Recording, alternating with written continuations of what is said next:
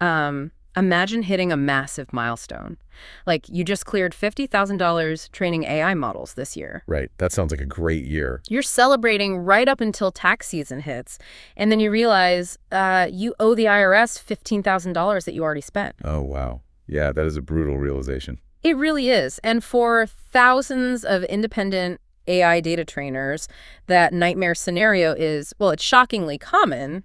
Being a W-2 employee is, it's kind of like using a managed cloud service. Right. The back-end infrastructure is handled for you. Exactly, like tax withholding. But shifting to freelance 1099 work, that's like running your own bare metal server. You have absolute freedom, but if you don't configure your own security, you are going to crash hard. Yeah, that's a perfect way to look at it.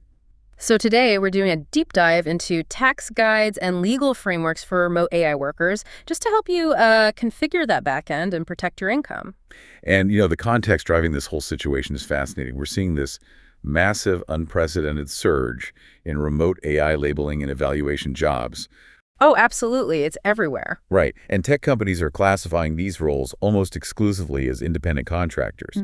And the reason why, well, it's because the sheer volume of data annotation required to train large language models fluctuates wildly. So they don't want to be locked in. Exactly. Treating you as a contractor allows these platforms to maintain, like an elastic workforce. They get that flexibility without the massive overhead of health insurance, paid time off, or, retirement matching. Right. And the immediate trade-off for that elasticity is that the traditional employer safety net just vanishes. It's completely gone. You get your 1099 form at the end of the year, and suddenly you are on the hook for the full 15.3% self-employment tax, which, let's unpack that. Why does that burden feel so much heavier? Well, to understand why it's so steep, you have to look at how the social safety net was originally built. Social Security and Medicare were designed around a shared burden. So employers pay half and employees pay half. But when you enter the freelance economy, you completely bypass that traditional corporate structure.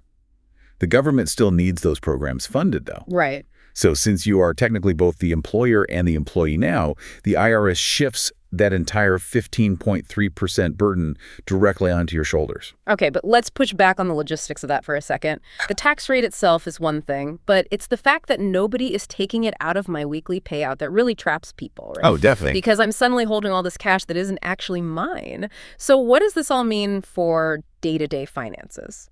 It means you have to change how you handle your money entirely.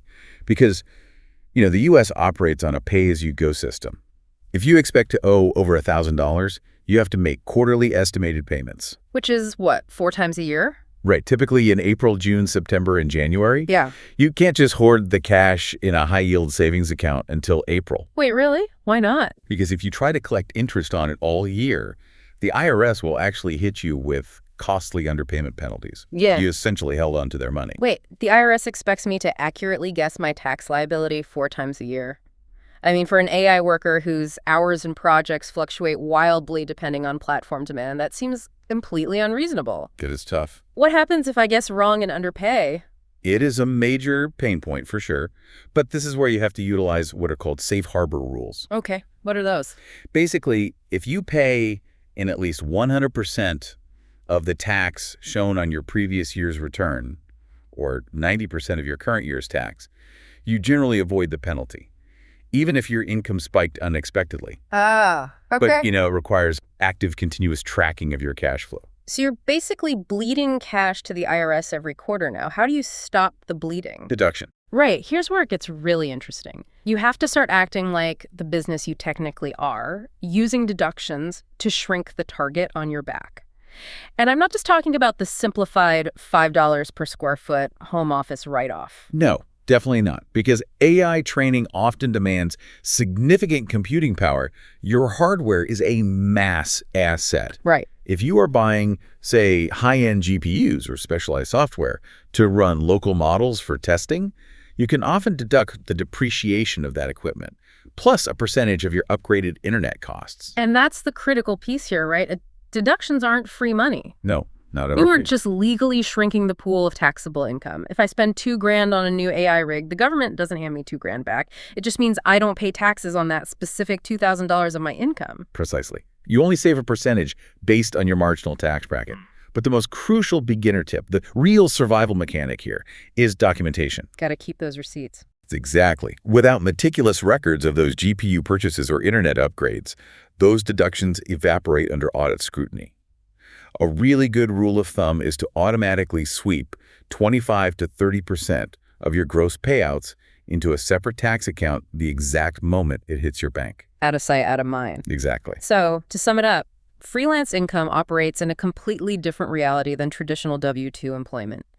Master these foundational tax mechanics from, navigating safe harbor rules for quarterly payments to strategic depreciation.